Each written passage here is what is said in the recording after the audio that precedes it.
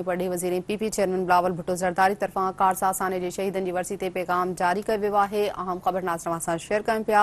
बिलावल भुट्टो ज़रदारी जो चवणु आहे त कारसा आसाने जे शहीदनि जानियूं कुर्बान करे तारीख़ में न विसरंदड़ बाब लिखी छॾियो आहे। संदसि चवणु हो त शहीदनि जी कुर्बानी सबूत आहे त पाकिस्तानी क़ौम जमहूरियत लाइ हर ॾुखियाईनि सां मुक़ाबिलो करण लाइ तयारु आहे।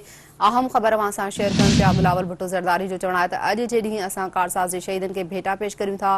पार्टी तरफ़ां शहीदनि जे ख़ानदाननि सां बि यकजहती जो इज़हार ऐं सलाम पेश करियां थो। बिलावल भुट्टो ज़रदारी जो चवणो त कारसा सानियूं यादि ॾियारींदो रहंदो त आमरीयत ऐं दहशतगर्दी जो गठजोड़ तहज़ीब इंसानियत जो दुश्मन आहे।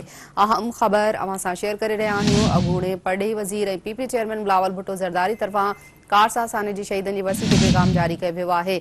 बिलावल भुट्टो ज़रदारी जो चवणु आहे त कारसा आसाने जी शहीदनि जानियूं कुर्बान करे तारीख़ में न विसरंदड़ बाब लिखी छॾियो। संदसि चवणु हो त शहीदनि जी कुर्बानी सबूत आहे त पाकिस्तानी क़ौम जमहूरियत लाइ हर ॾुखियाईनि सां मुक़ाबिलो करण लाइ तयारु आहे। बिलावल भुट्टो ज़रदारी जो इहो बि चवणु आहे त अॼु जे ॾींहुं असां कारसाज़ जे शहीदनि खे भेटा पेश करियूं था। पार्टी तरफ़ां शहीदनि जे ख़ानदाननि सां बि यकजहतीअ जो इज़हार ऐं सलाम पेश करियूं था। बिलावल भुट्टो ज़रदारी जो चवणु आहे त कारसा सानियूं यादि ॾियारींदो रहंदो त आमरीयत ऐं दहशतगर्दी जो गठजोड़ तहज़ीब ऐं इंसानियत जो दुश्मन आहे।